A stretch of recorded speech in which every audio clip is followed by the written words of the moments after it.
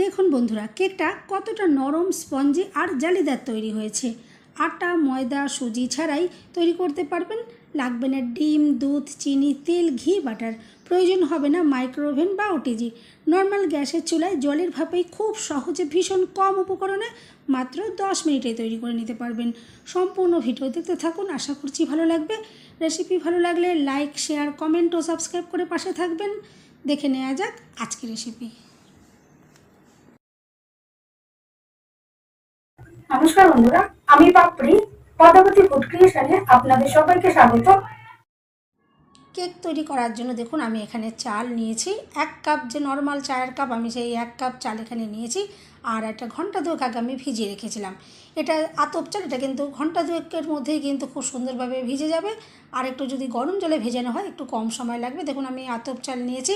চাইলে আপনারা কিন্তু ভাতের চাল দিয়েও করতে পারেন, কোনো অসুবিধে নেই। দেখুন চালটা আমি আগে থেকেই ভিজিয়ে রেখেছিলাম। এরপর একটু জলটা ঝরিয়ে আমি একটা মিক্সি জারে এটা নিয়ে নেব আর খুব ভালো করে পেস্ট বানিয়ে নেব। আজকে কিন্তু কোনো রকমের আটা, ময়দা বা সুজি লাগবে না। চাল দিয়ে কিন্তু এই সুন্দর নরম স্পঞ্জি ফ্লাফি কেকটা কিন্তু আপনারা খুব সহজেই ভীষণ কম উপকরণ দিয়েই বানিয়ে নিতে পারবেন। আর খেতে কিন্তু অসাধারণ লাগবে। আর এরপর দেখুন আমি চালগুলোর মধ্যে সামান্য অল্প একটু জল দিয়ে দিলাম। এই মিশ্রণটা একটু গাঢ় গাঢ় করে তৈরি করলেই বেশি ভালো হবে। আমি সামান্য পরিমাণে জল দিয়ে এটা পেস্ট বানিয়ে নেবো। আর পেস্ট করার সময় যদি একটু সামান্য জলের প্রয়োজন পড়ে তাহলে দিয়ে দিতে পারেন, কোনো রকম অসুবিধে নেই। দেখুন চালের পেস্ট আমি খুব ভালো মিহি করে একদম তৈরি করে নিয়েছি। যত মিহি করে তৈরি করা যাবে ততই কিন্তু ভালো হবে, যাতে কোনো রকম দানা দানা ভাব না থাকে সেরকম রেখে দেখুন আমি চালের পেস্টটা তৈরি করে নিয়েছি। এরপর দেখুন এই চালের পেস্ট আমি একটা বোলের মধ্যে নিয়ে নিচ্ছি। সম্পূর্ণ পেস্ট কিন্তু আমি নিয়ে নেব। 1 কাপ চালেরই পেস্ট আমি এখানে ইউজ করছি। দেখুন সম্পূর্ণ পেস্ট আমি বোলটার মধ্যে নিয়ে নিচ্ছি।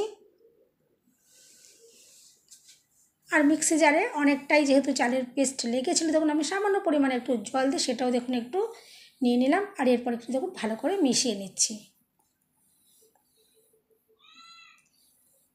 দিয়ে দিচ্ছি আমি এখানে দেখুন একদম 1 চিমটে নুন। অবশ্যই একটু নুন দেবেন। যে কোনো মিষ্টি আইটেমে একটু নুন দিলে কিন্তু সেটার ব্যালেন্সটা খুব ভালো আসে, টেস্টি কিন্তু তৈরি হয়।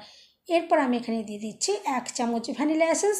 ঘরে যদি ভ্যানিলা এসেন্স না থাকে কোনো অসুবিধে নেই, আপনারা এখানে 2টো ছোটো এলাচ একটু থেতো করে এখানে দিয়ে দেবেন। দেখবেন ভীষণ সুন্দর ফ্লেভার আসবে। চালের সাথে কিন্তু ছোটো এলাচের ফ্লেভারটা কিন্তু খুবই অসাধারণ লাগবে। এখানে আপনারা ছোটো এলাচের গুঁড়ো দিয়েও করতে পারেন, কোনো সমস্যা নেই। দেখুন একটু আমি ভালো করে তারপরে মিশিয়ে নিলাম।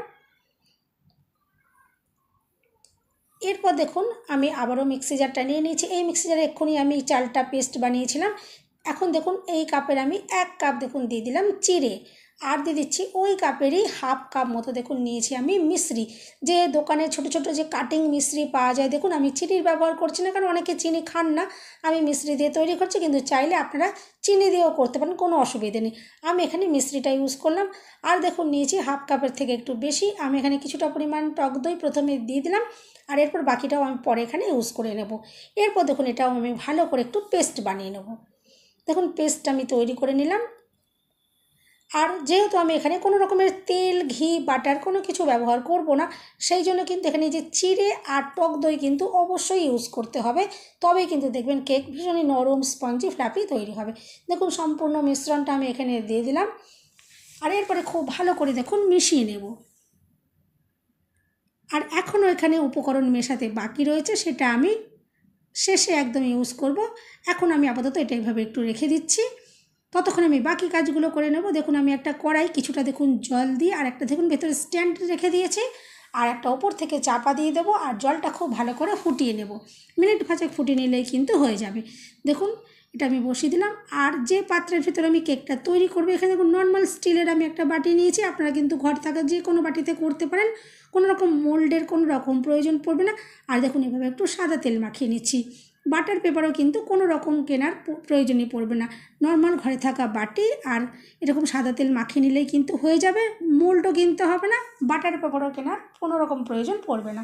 দেখুন আমি বাটিটা রেডি করে নিয়েছি। এরপর দেখুন যে কেকের মিশ্রণটা রেডি করে রেখেছিলাম, এই মিশ্রণটা দেখুন আগের থেকে অনেকটা গাঢ় হয়ে আসছে, কারণ যেহেতু এখানে আমি শুকনো চিড়ে দিয়েছিলাম সেই জন্য কিন্তু এটা গাঢ় হয়ে রয়েছে। আর এরপর দেখুন নিয়েছি আমি 1 প্যাকেট ইনো। এই ইনো দিয়েই কিন্তু কেক তৈরি করব। কোনো রকমের বেকিং পাউডার, বেকিং সোডা এগুলো কোনো কিছুরই প্রয়োজন পড়বে না। আর এরপর দেখুন আমি একটু আলতো হাতে এটা একদিক থেকে ঘুরিয়ে ঘুরিয়ে দেখুন মিশিয়ে দেবো। এভাবেই কিন্তু একদিক থেকে ঘুরিয়ে ঘুরিয়ে মিশিয়ে নিতে হবে। উল্টো পাল্টাভাবে ঘোরালে কিন্তু কেক কিন্তু ফুলবে না বা স্পঞ্জি ফ্লাফি তৈরি হবে না। দেখুন একদিক থেকে আমি দেখুন এভাবে ঘোরাচ্ছি, এভাবেই আলতো হাতে ঘুরিয়ে কিন্তু মিশ্রণটা রেডি করে নিতে হবে। আর ইনো কিন্তু সবসময় সবার শেষে ইউজ করবেন, কারণ ইনো মেশানোর পরে কিন্তু আর এই ব্যাটারটাকে কিন্তু ফেলে রাখা চলবে না, সঙ্গে সঙ্গে কিন্তু এটা উনুনে বসে এটাকে রেডি করে নিতে হবে, নাহলে কিন্তু ইনোর অ্যাক্টিভ ভাব নষ্ট হয়ে যায়। দেখুন আমি এবার সবার শেষে এভাবে দেখুন ইনোটা এখানে মিশিয়ে নিলাম।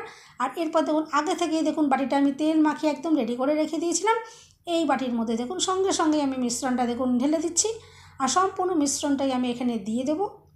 বন্ধুরা, রেসিপি ভালো লাগলে একটা লাইক দিতে কিন্তু একদম ভুলবেন না। চ্যানেলটা সাবস্ক্রাইব করে আমার পাশে থাকার অনুরোধ রইল।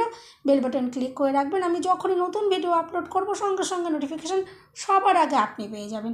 দেখুন সম্পূর্ণ মিশ্রণটাই আমি দেখুন বাটির মধ্যে দিয়ে দিয়েছি। আর এরপর দেখুন একটু ট্যাপ করে দিলাম। আর এরপর দেখুন যেই কড়াইতে আমি জল ফুটতে বসে দিয়েছিলাম, দেখুন জলটা খুব সুন্দরভাবে ফুটে গেছে। এখন আমি দেখুন এই কেকের বাটিটা দেখুন এই জলের ওপর দেখুন বসিয়ে দেবো।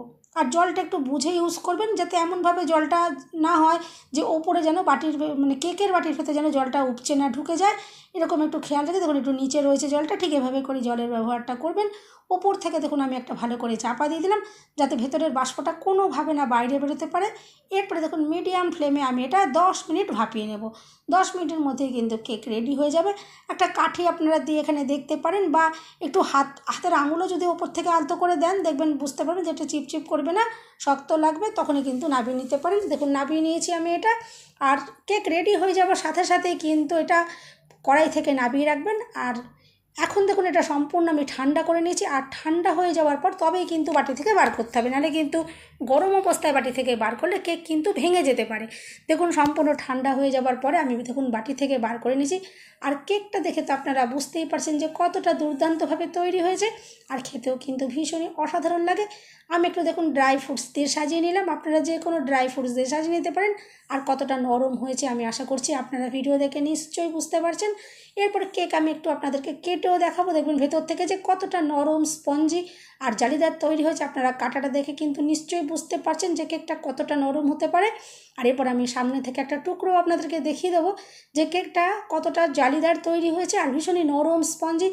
আঙুল দিয়ে দেখুন এভাবে চাপ দিলে কিন্তু দেখবেন এটা বাউন্স হয়ে ওপরে উঠে আসবে, দেখবেন ঢুকে যাচ্ছে না, এতটাই স্পঞ্জি তৈরি হয়েছে। দেখুন আমি আশা করছি আপনারা দেখে বুঝতেই পারছেন যে কতটা স্পঞ্জি তৈরি হয়েছে। বন্ধুরা, রেসিপি ভালো লাগলে একটা লাইক দিতে কিন্তু একদম ভুলবেন না। চ্যানেলটা সাবস্ক্রাইব করে আমার পাশে থাকার অনুরোধ রইল। সবাই সুস্থ থাকবেন, ভালো থাকবেন, দেখা হবে নেক্সট ভিডিওতে। ভিডিওটা শেষ পর্যন্ত দেখার জন্য ধন্যবাদ।